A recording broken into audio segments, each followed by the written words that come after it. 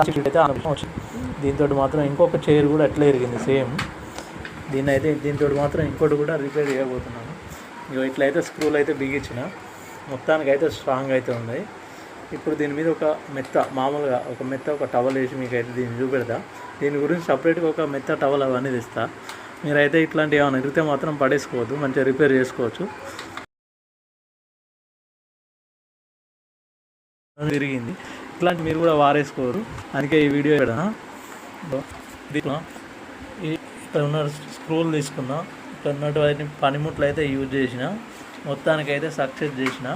ఇక దీని మీద ఒక మెత్త లాంటిది వేసుకొని టవల్ వేసుకున్నాం అనుకో సూపర్ ఉంటుంది. ఇప్పుడైతే అవి నేను ఏం చేయలేదు, తర్వాత అయితే తెస్తా. ఇప్పుడైతే మామూలుగా అయితే వేసి మీకు చూపెడతా. నేను యూజ్ చేసిన సీట్ కూడా చూపెడతా.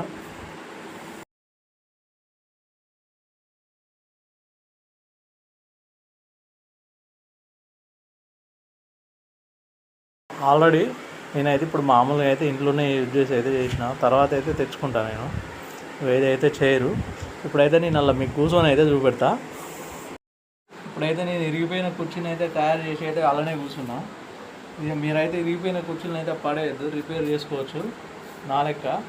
ఇది మామూలుగా కొంటే అయితే 500-600 అవుతాయి.